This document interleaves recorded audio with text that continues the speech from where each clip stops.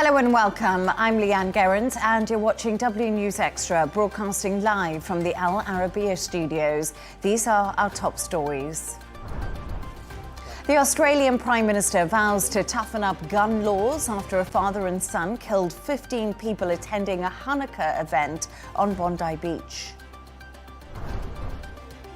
Zelenskyy says progress has been made on US security guarantees for Ukraine as the country's top negotiator hails real progress after US talks in Berlin.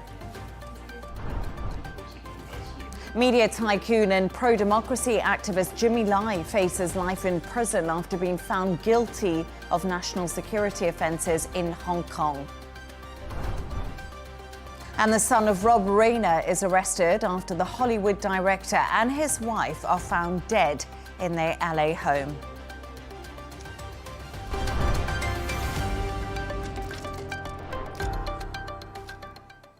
Now, the Australian Prime Minister, Anthony Albanese, has signalled plans for tougher gun laws after a mass shooting that killed 15 people. Investigations into the incident, which targeted a Jewish celebration on Sydney's popular Bondi Beach and left 40 hospitalised, are ongoing. Our correspondent, Jan David, has more.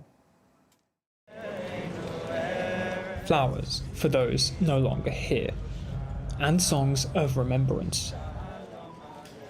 Today, members of the Jewish community gathered to pay tribute to those who lost their lives in the worst mass shooting Australia has faced in almost 30 years. I think today is a very sad day. It's the day that I think we were all dreading in the Jewish community.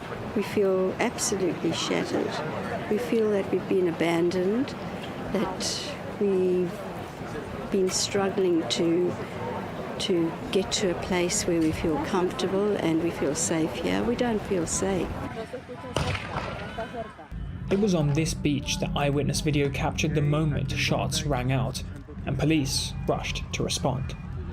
Officials described the shooting as a targeted anti-Semitic attack.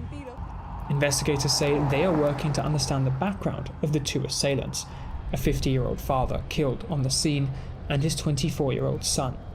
Police cordons now surround their home.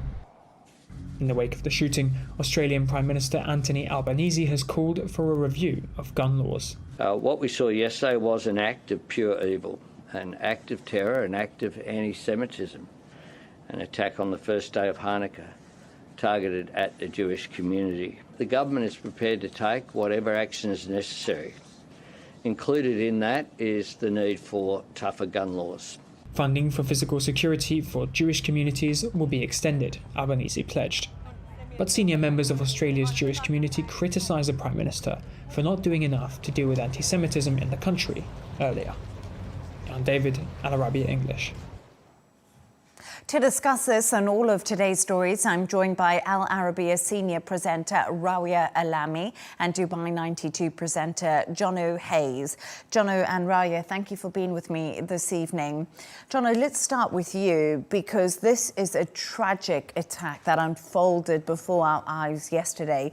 This has left the Jewish community in Bondi and around the world feeling extremely nervous. This has got a reach that is far beyond Australia, and we've heard responses from governments around the globe. We've heard of London now saying that there's a requirement for these events, public gathering events, to have tighter security protocol, more of a police presence.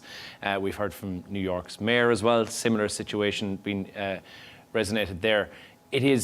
It's shaken, as you said, the Jewish community, not just in Australia. This really does have far-reaching implications. The fact that the attack occurred on the first day of Hanukkah as well, it's deeply symbolic. It feels very personal, and it's terrifying as well. Given the rise in anti-Semitic incidents recently, this certainly feels like one that's gone a step further again, and it really has struck hearts, I think, around the globe, and that's the real why there's a sense of vulnerability right now that people are experiencing. People are wondering if they're safe and questioning safety at religious events, which should be the last bastion of a stronghold of safety, regardless of which faith has been practiced and where it's been practiced. Community gatherings that should be family-friendly orientated, they should never need heavy protection. And now we're hearing this being echoed across the globe, that it's something that's going to have to come into play because of this harrowing attack and the people who've lost their lives. And sadly, we're hearing more about the information from them as well. A child, religious leaders who were there, a Holocaust survivor who was there as well, who've been gunned down, senselessly gunned down by 2 attackers.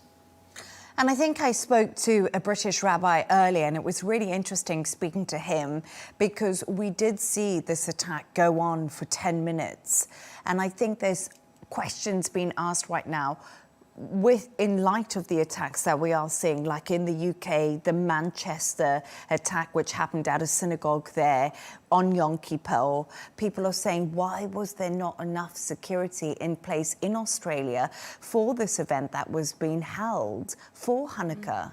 And it is a very legitimate question, especially with the rise of anti-Semitism, the rise of the warnings against anti-Semitic attacks as well, especially in Australia as well. It is quite surprising that such a religious celebration in such a public place, we're talking about Bondi Beach, one of the most iconic beaches in Australia, in Sydney. So therefore, it is surprising that there isn't enough security in such events, not just, I mean, in Australia, but all over the world in different countries. But also it raises many other questions about gun regulations in Australia in a shocking way, because the impression that the world has about Australia when it comes to guns, that it has one of the toughest regulations when it comes to firearms. And even the Australians' image or view about themselves, that Australia is one of the safest places, you know, in the world. Hardly any mass shootings happen. This is a very unusual attack. So these are very, very legitimate questions, and there are calls for reforms when it comes to regulations. I mean, maybe we'll have time to go through some of the proposed reforms when it comes to firearms in Australia as well. And this is the thing, Jono, what do we know about the 2 suspects? Because there's been questions raised about that too, because the youngest of the suspect, who was apparently the son, had already been watched by the law at some point in his earlier life. So again, they're the father and son, the older man who died at the scene, and the son is in a critical condition in hospital. They've reportedly pledged allegiance to the Islamic State group as well. And again, that is allegedly, at the moment, we've had no absolute confirmation on that as well. And we don't know anything more about them in terms of where they may have got the firearm for. Although, yes, there are tight regulations and gun laws that are in place there, it is also something you can obtain if you've gone through the correct training, which involves going to a mandatory training course, and then also you would have to be requiring it for hunting or for pest control, or you may be from a farming background. But semi-automatic and I think fully automatic firearms have been pretty much outlawed for almost every citizen in Australia since 1996, when the last mass shooting occurred. So they will have had to still go through some of these regulations and some of these trainings in order to get these guns as well. So there'll be many questions that haven't been answered yet, because I think a lot of the focus right now is first of all on the victims, second of all on the survivors who are getting treated in the hospital, and then third of all to the hero of the day, Ahmed Al-Ahmed, who has really come to the fore. And I think rightly so, we've seen world leaders step to the fore and say, this guy is a hero. Many, many more people could have lost their lives had that up. And I'm glad that that's the win out of this story, and there shouldn't have to be a win out of a story so horrific, but there really is a win in that someone bravely took one of these gentlemen down and removed the gun at his old peril. He was shot as a result of that. He was shot four times, I think, in the shoulder by the other gunman. But it's pretty incredible, because we have seen a GoFundMe page that is raising, I think, nearly $1 million, Australian dollars, for Ahmed Al-Ahmed, who managed to, you know, do this heroic act, Rawia. And what was amazing is he's actually from Syria. Yes. So this actually, it's amazing. Full, Exactly. It's amazing and ironic at the same time, because if you look at history, every time there is an anti-Semitic attack, that kind of leads to a rise also in Islamophobia as a result. But then to have a Muslim, Ahmed al-Ahmad, he's originally Syrian, from the northern city of Idlib. He's 43, he's a father of 2 daughters, he's a fruit vendor. And, you know, to take that risk and to have the bravery to do this, to save lives without thinking, you know, what is the religion of the people that are being attacked, or should I you know, intervene in this and put myself at risk or not? He didn't even think about all of these things. And I hope this is a lesson, or at least something at least positive we should get out of this, that this is not a religious war. We're talking about extremists who are using, you know, well, I mean, it is probably these 2 gunmen were probably motivated by, you know, the events of the last 2 years in Gaza and the Israeli policies and what they've done in Gaza, all the mass killings and everything. But that does not in any way, you know, justify the killing of innocent people who are just gathering to celebrate a religious event, you know. So yeah, it's ironic, yet at the same time it is very telling. We hope there's an end and stop to all of this. Well, I think, and again, to take away what we were mentioning a while ago, having a police presence at these events, it really shouldn't be the case where you're having a family picnic for a religious reason or any reason, where you should require police like observation. It's sad. It's sad. It's a sad but reality. Unfortunately, it's necessary. I mean, it's a knock-on effect. And Absolutely. There's a cause and effect. You know, what happened in Gaza will have repercussions elsewhere in the world. And we should remember that there have been, you know, throughout the 2 years that have passed with everything that happened in Gaza, there have been Jewish voices that have been criticizing the Israeli government and saying, not in our name, don't do this in our name. Yeah. You are actually leading to Jewish hatred in the world, and therefore rising anti-Semitism. And what does it lead to?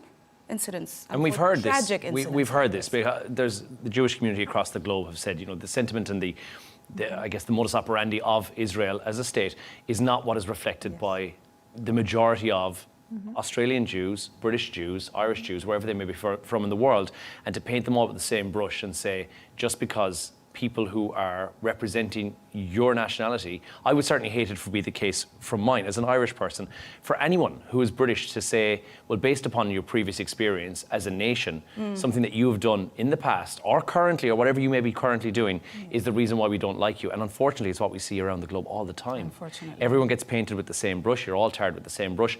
And that's exactly what we've seen here as well. And it's really interesting because the rabbi I was talking to earlier from the UK was saying to me that this is something that they're trying to get across, that British Jews, Australian Jews, Jews all over the world are not the Israeli government.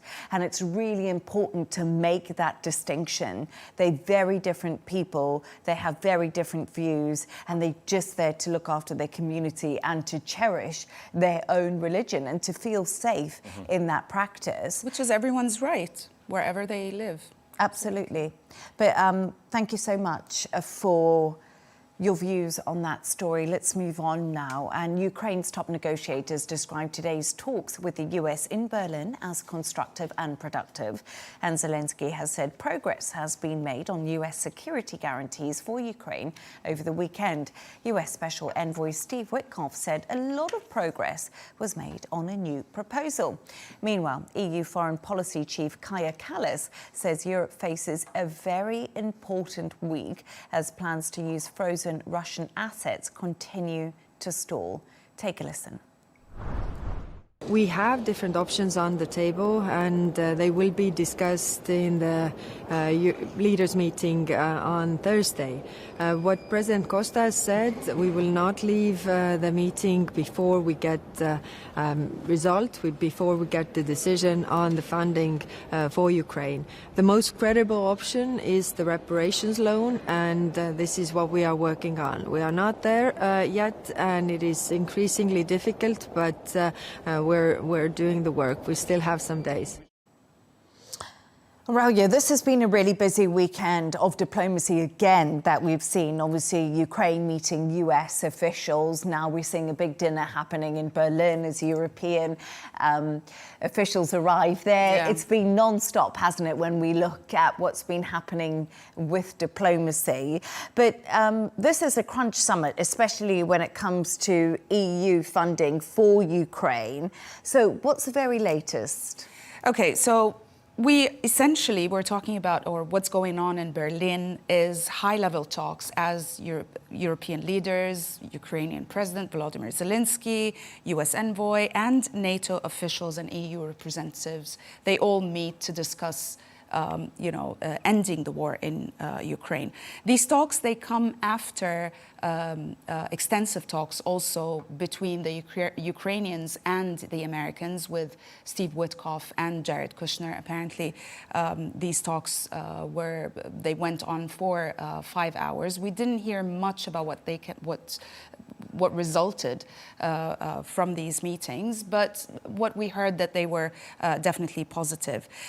Tonight there will be more meetings and a dinner hosted by the German Chancellor. And also there will be additional leaders joining during this dinner, like Keir Starmer, the French President, Emmanuel Macron. Germany apparently also announced a 10-point plan to deepen defense cooperation with Ukraine, which is, I think, is very important. So far, what we know about these talks, progress has been acknowledged, that there is progress. Everybody is talking that these talks were constructive, yet the sticky points remain the same. Territorial concessions, security disputes, they remain unresolved. But there is also a pivot in Ukraine's position that is very important to note, which is Volodymyr Zelenskyy, the president of Ukraine. He signaled that he is willing to give up his NATO ambitions if provided he gets security guarantees reaching almost up to the level of the Article 5 of the NATO Charter, that he will get such security guarantees from the Europeans and from the Americans. And I found that really interesting when I saw the NATO ambitions. He's willing to give those up for Western security guarantees, because I think once again, Ukraine is in the situation where they have to make concessions, Jono. Well, right now, we're looking at all sorts of different things when it comes to Ukraine funding. Can Europe afford to keep funding Ukraine? The US is clearly fed up with it in many respects, and Donald Trump's made that quite clear.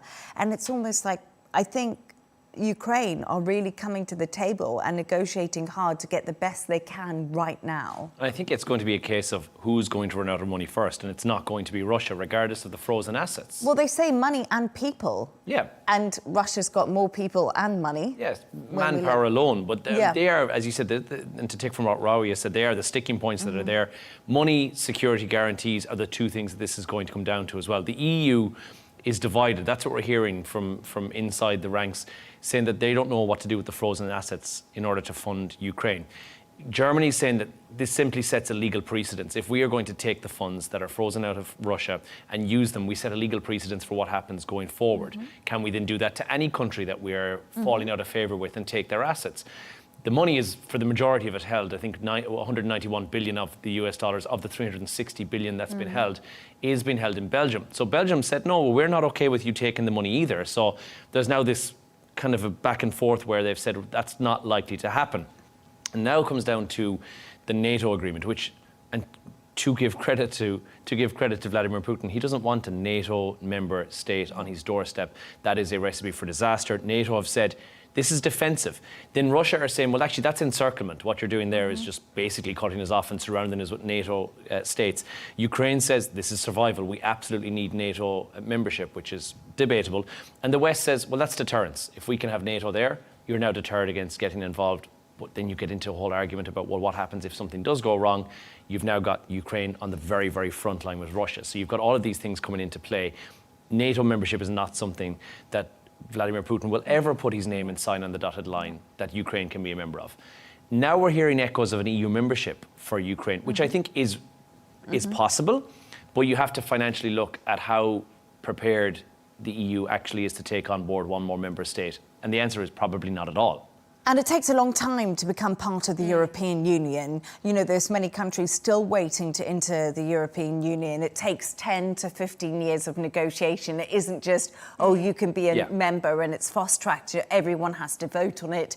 There has to be a currency that's put into place, which is the euro. You know, things really do change around when you look at the European Union. True. Actually, if I may add something to what you said, Jono, the Ukrainian pivot, giving up the Ukrainian NATO ambitions, actually is a very, very smart move because, as you said, Putin definitely will never allow NATO to be in his backyard, basically. And therefore, it is a good bargaining chip, and it's very smart of Volodymyr Zelenskyy to signal that he is willing to do that and use it as a bargaining chip to at least probably decrease the area of, or the land area that he is asked to concede. But regarding the funding and the frozen Russian assets, Europe is talking about it, the United States, we are talking, the media is talking about it. Nobody is saying what Russia is going to do. It's as if the moment Belgium decides or says, yeah, it's okay, because Belgium is saying that, where we cannot do that because there will be legal implications for us. Yeah. But the Russians are not going to stand for that. They are going to fight it in court, and that's what they said. Well, that's interesting, because Euroclear is the bank in Belgium where most of these frozen Russian assets have been kept, and Russia have already put a lawsuit on Euroclear about them releasing these funds. So they acted on that on Friday. So Russia really have their chips in place to say if anything has to come to these funds, but they definitely won't want that to happen, of course.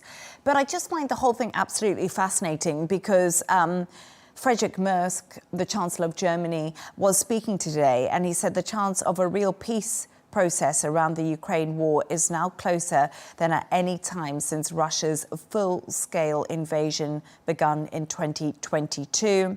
And then obviously tonight we see the dinner happening, and the US envoy Steve Witkoff and Jared Kushner have stayed on in Europe. They're joining all the other European leaders coming.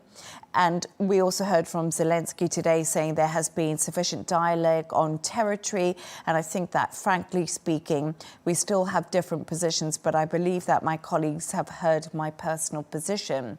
The mood music is positive. Yes. But is Russia going to accept it? Well, we haven't heard from them. So we've no idea if Russia could just say, well, actually, we're not okay with this at all. We really don't know.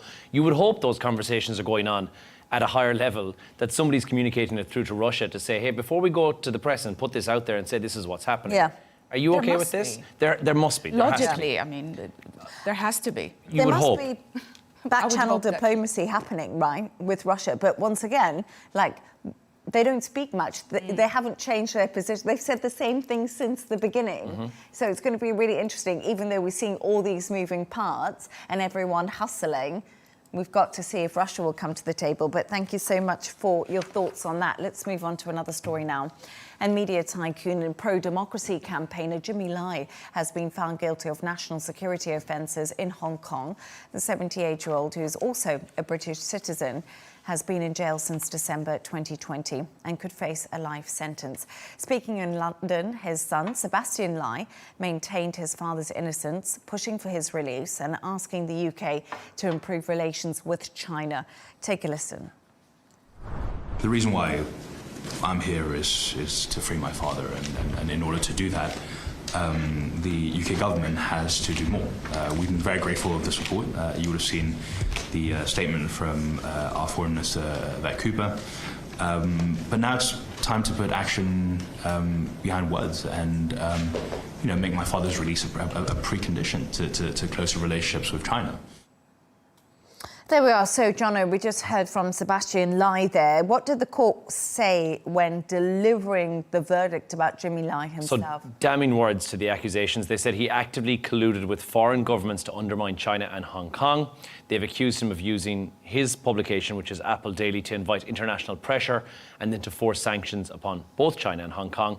And the judge said that he harboured hostility towards Beijing and said his actions are actually political interference. It's not journalism, it's crossed the line. And the verdict says that this basically it criminalised what he'd done and said that he's a dissident from the entire Chinese party. The reason that it is now different from what it would have been a couple of years ago is that Hong Kong, since 2020, has fallen under the national security law, which was imposed then. And there was various reasons for that at the time, but the Special Administration region of China now controls Hong Kong as well. Anything which is said which is negative towards the government will therefore be taken with a really dimly lit view, which is what we're seeing happen right now. Because publicly he did call on foreign governments and said, listen, US, UK, we need you to put sanctions on China and on Hong Kong as well. And that is why he's wound up in hot water.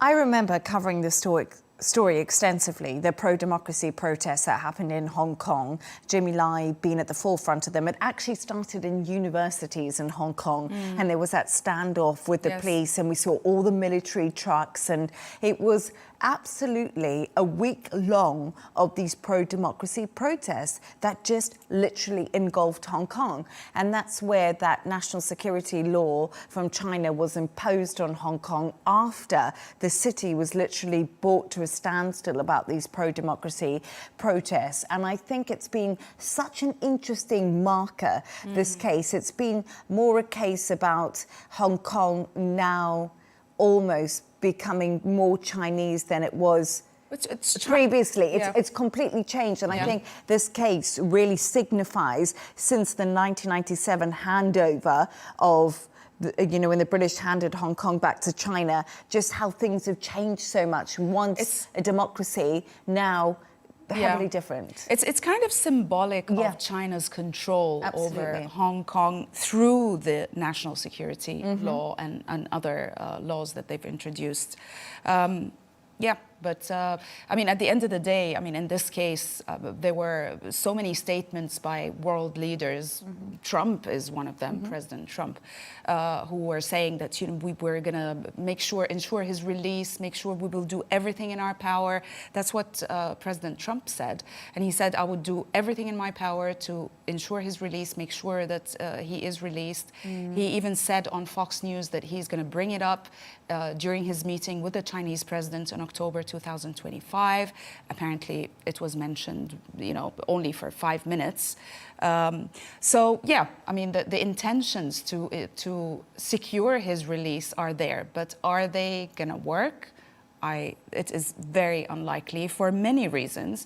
One of them is the fact that under the national security law, Hong Kong's judiciary now adheres closely to the Chinese Communist Party. And obviously we know China's stand on this, that they refuse any pressure. They regard it as, trying to interfere with their legal system. So they refuse that totally. And also, another reason is that, when President Trump brought it up with the Chinese president at the time in October, apparently it was mentioned briefly for 5 minutes. It brought the case to attention, yet it was not, President Trump did not link it with any bargaining chips, like negotiating on tariffs, on trade, getting the rare earth minerals deal through. He did not link it to any of those. And without such bargaining power with the Chinese leadership, it is very, very unlikely that I don't know what the benefit is. Why would Trump want to be involved in this? He's not a US citizen. He's a British citizen. He's a British citizen with an overseas passport, and therefore the British government that makes could more sense. Interject and say, well, we'd like our citizens back. But he was born in Guangzhou, so from the point of view, from a Chinese point of view, they are looking at him as a Chinese citizen who was born in Guangzhou. Yes, he may hold a British overseas passport, but that's irrelevant. They're trying him through their judicial system, and I think another country getting involved in any country's judiciary policies is really tricky territory, especially somewhere like a one-state authoritarian state like China. You're getting into hot water. They've decided that he is colluding with foreign forces, and they're the allegations that have been put forward, which have been vehemently denied by both him and we heard from his son as well. The court has found otherwise, and if he's been found guilty of that by court, he's serving the judicial sentence as a result of that. You're not having a conversation about freedom of press here. You're having a conversation about somebody who was given the opportunity to leave Hong Kong if he so chose to do. In 1997, he could have left Hong Kong. He could have left again in 2020 when this new law came into place. He chose not to do that. He chose to stay and run Apple But in a way daily. that gives him more credibility internally The staying. in Hong Kong. 100% it does. But if he wanted to do, if this cause was so great to him, I think it's one that needed to be done in exile. Very interesting, because, you know, in the UK today, there's been huge outcry by this verdict that was passed. Many people are saying he's a British citizen, we've got to get him home. There's got to be pressure from the UK Prime Minister Keir Starmer on the leader of China, Xi Jinping. We can't leave a UK citizen in prison. But we haven't found heard guilty. from Starmer. No, we haven't, but I'm sure we will at some point. I think he's in Berlin this evening. Yeah, he's busy today. He's busy today. But thank you so much for your thoughts on that. Stay right there as we move on to another story. And the son of Rob Rayner has been arrested after the Hollywood director was found dead in his home in LA alongside his wife, Michelle. 32-year-old Nick Rayner is being held on a $4 million bail whilst in police custody. Authorities were called to the couple's house on Sunday afternoon and have been treating the incident as a homicide. Rob Rayner is best known for directing movies like When Harry Met Sally and A Few Good Men. Oh, Rawia, this is a really, truly terrifying story that unfolded Especially, today. yes. What more do we know Yes. about the ins and outs of things? Well, apparently the Rayner and his wife were stabbed to death. The body, there was no sign of forced entry into the house. The bodies were discovered by one of their children, obviously a family member. The police also got a search warrant to thoroughly search the residence, which they did. And then at some point we heard that no suspects were arrested and no people of interest that, you know, the police were looking to arrest. But then later on we heard that their youngest son, he was arrested and his bail is $4 million. Now that is quite telling because usually, you know, if the bail is that large, usually that there, you know, there's a risk of, you know, the person running away, and usually it is because they have evidence or quite concrete evidence to convict that suspect. So we don't know. We're yet to, of course, you know, hear the results of these investigations. But we know that their youngest child, son, he is 32 years old. Apparently, he had moved back to the house the night before. Yes. He's had history of drug abuse and violence and all that. So we are yet to hear if he's the one who did it or not. But as you said, it's very tragic. And every time we hear about such crimes that have been committed by family members, it's just heartbreaking, quite honestly. Yeah, absolutely. Like you say, it's just truly heartbreaking. It's something that lots of people can't even imagine happening in a family. So it's the wider implications that it also has on the brothers and the sisters. But as you did mention, Nick, the son, who has now been held and taken into custody as a suspect, had previously spoken about his struggles with drugs and addiction. He first went to rehab on his 15th birthday. He was also a director, which was really interesting because him and his father actually directed a semi-autobiographical movie being Charlie, which was about Nick's life and struggle with drugs. So they thought that the father and him had really come together and it was all water under the bridge, and he had obviously just moved back with the family. So it's really tragic circumstances. But Jono, what will Rob's legacy be? Well, look, taking away from the fact that this is a truly, as you said, it's a harrowing story, and even if it wasn't out of Hollywood, this is something that is the stuff of nightmares, and it's a Netflix show that is waiting to be made, and unfortunately, that's the way that this will go. And yeah, we'll see how time plays out with regards to the allegations against Nick, but he is huge, and there's no taking away from the fact that he's one of the rare movie makers who's split across genres, things like comedy, romance, courtroom thrillers. He's kind of done everything. This is Spinal Tap, right through to The Princess Bride. I mean, they're both opposite ends of the spectrum in terms of the movies world. So Harry Met Sally, again, totally different. He's kind of shaped pop culture, and he's been a pop culture icon. He's been a director, but also he's been in a lot of these movies. He'd cameos in quite a lot of these movies, so he was a known face. Like Luc Besson does that quite often as well, but a lot of directors stay behind the camera. He was not one of those. He was a familiar face in Hollywood as well. And he was passionate. He's been described by friends and by family members as a decent human being. And I think that's why this reaction has been so emotional. The outpouring of grief from the public has been so incredible from everyone except from Donald Trump, who's made it into a Donald Trump story. But I mean, and this is what the administration does, and he's posted on Truth Social. You know, and I will get the quote on this, but he did say along the lines that he was, that he was deranged in terms of his dislike for the Trump administration. And I don't want to directly quote it and get it potentially wrong, but Donald Trump has somehow managed to make this into a Donald Trump-orientated story, saying that he had Trump derangement syndrome, sometimes referred to as TDS. He was known to have driven people crazy by his raging obsession of President Donald J. Trump, and he obviously had paranoia. This story is way too fresh for something like that to be shared, but again, politics and murder should not really be linked together, especially as the details and the trauma that people will be feeling after this, his friends, the wider community. And not just that, I mean, for President Trump, and that's an interesting fact, by the way, or an interesting piece of information, that his wife, Michelle Reiner, was the one who took the photo of President Trump that appeared on his 1987 book, The Art of the Deal, which is like an iconic picture. The book is extremely circulated. Everybody has seen that picture. And it was Michelle, the lady who was also stabbed with her husband. It's sad. Initially when I heard, I thought he's 78. He's still young by today's standards, but I thought he's sadly passed away. Then the story just gained legs and traction. You didn't know what was happening. You find out his 68-year-old wife has passed away. Then you find out it's stab wounds, and then the latest allegations with his son brought into the mix of things as well. It's a tragic, tragic story. It really is. It's absolutely horrendous story, and I'm sure more tributes will be coming in over the next week. So thank you for your thoughts on that. Now it's that time of the show where Rawia and Jono have chosen two of their quirkiest stories of the day.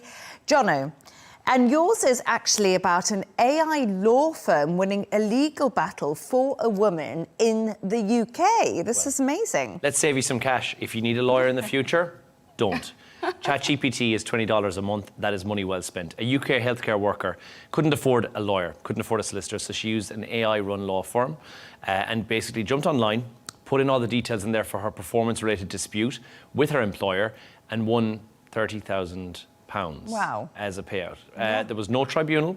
There was no human lawyer involved in this whatsoever. The entire thing was handled by AI. So that really levels the playing field in terms of your average Joe going to court without any legal backing whatsoever aside from AI has managed to price out the legal system and won, which is the big success story. So it raises a big question about rules and regulations and also accountability, because human lawyers, for certain things, may not actually be part of the equation in the future. And if you can manage to do it without spending any money whatsoever and still win against your employer, I think that in itself is something that's commendable for AI, not just for reading your blood results, but now it does this as well. as you use it. As you use it. I'm going to be honest, I'm so late to the AI game, I just do not use it. I do not use ChatGPT, I do not use AI, and when I heard you saying all the things you use it for, it's absolutely fascinating. And like this case is kind of groundbreaking, because what does it mean for law going forward? Do we need all the paralegals in place? Do we need, is it just divorce lawyers we're all going to still need to see? This is just law. We're talking about just law, but I mean, think of all the other jobs that are going to be lost for humans or to humans, to AI in the future. Accounting, not just law, so many different fields are basically are on the way. They'll be redundant, but in saying that, I think it's a case of upskilling for whatever you're good at right now to make yourself better and future-proof yourself. So whatever you're practicing now, you'll have to make sure that that is something that is future-proofed, which I think is the generation of, of our children, of kids that are coming up now will be learning careers that don't even they exist are. yet. They are. My children get in their school, some training, or they get lectures about, what fields they should look at, what are the fields that are upcoming, the fields that are going to be replaced by AI. So it is important. But I can tell you one thing that AI is not really that good at. Anything to do with art. I asked it to do I got into cross-stitch recently, and I wanted a specific design, and I asked it, and it's just driving me crazy. It cannot be, it's not an artist. If you're watching AI, or Elon Musk, who's got Grok. Yeah, please work on that part. Please work on the cross-stitch for Rawia, because that needs to be... it's just artistic designs, and I just wanted to translate some, drawings into cross-stitch designs. Oh, yeah, that's it didn't work. Funky. It's too funky for AI. But let's talk about yours, because yours is about a poll that looks into what Christmas characters political views might be. Yeah. This is so interesting. It's I really love this funny. story. Well, it's a YouGov poll, apparently done in the UK. They asked, the people that they did the poll on, what do you think Father Christmas or Santa Claus's political affiliation or direction would be? And the funny thing is that every single party or people that sort of had a specific political direction thought that he is one of them. So you have, for example, about 55% of Greens polled said they believe Santa would support their left-wing policies and a potential alliance with Jeremy Corbyn. 48% of Reform voters said that that Santa basically would back Nigel Farage and his desire to stop the small boats. And similarly, the Tories, 27%, and Labour, 24%, Liberal Democrats, 22%, they all thought that Santa is going to be on their team. But what's quite interesting is the voters thought Santa would be green. I don't know. I think he'd be centre-left. I mean, what's the story with the elves, like workers' rights and stuff? I know, that crossed my mind, actually, because, and also the reindeer, they fly so long. I know they get carrots and milk at people's houses, but it's quite a lot. Well, Rudolph himself, I think, is probably a swing voter in the fact that, normally he's ignored until it becomes important, and then all of a sudden he's the one you want to have on board. So he's a swing voter. And then I think the Grinch is very far right, obviously. Yeah. You could tell that from, for sure. So they say that 30% of those polled believe Ebenezer Scrooge. Scrooge, yes. Scrooge, he would vote for reform. So that's quite interesting. Yeah. So Ebenezer Scrooge would vote for reform. But I think that would kind of impress Nigel Farage of reform. I think he'd be happy with that. Yeah? I think he would be happy, why not? Yeah. At least it's getting him on the map. But, I mean, it kind of plays into mind bias, doesn't it? Because, I mean, whatever you believe in or whatever you believe in, you end up seeing and noticing surrounding you. So therefore, everybody thinks that they have a stake in Father Christmas. They have a personal relationship with them. So therefore, they would expect that, definitely, if I'm a Tory, Santa is a Surely Tory. not the Greens, though. Like, I'm trying to... Greenhouse gas emissions are a big concern for cows. I don't know if reindeer emit greenhouse gas emissions, but if they do, they're racking up a lot. But aren't there only 6 reindeer? Really 9. Rudolph. I don't think people thought that deeply, probably, about their... They're clearly not. There's too much time on my hands and conditions that are undiagnosed. And the sleigh, I think, is a green sleigh because it's just by reindeer. Exactly. We're not having jet propellers on the back. Or you're not burning coal, basically, to have them fly. It's not a fossil fuel sleigh. You're still going down chimneys, though, and that's not very green, is it, to have a chimney in your house burning fossil fuels in the first place. That's true. No coal. But it's tradition. It's tradition. It's tradition. Anyway, I think if Santa was into politics, I have no idea. I don't know who we would go for. I haven't thought about it enough, but that was a great conversation. Why would Santa get into politics? Because he's bored. He just spent all year out there in the North Pole, Lapland. Preparing for the high season. Yeah, that's true. Anyway, Thanks to our guests today, Al Arabiya senior presenter Rawia Alami and Dubai 92 presenter Jono Hayes. And that's all from us on W News Extra. Don't forget to subscribe to our YouTube channel. Of course, follow us on X. G&T will be coming up next with Tom Burgess-Watson. Goodbye and thank you.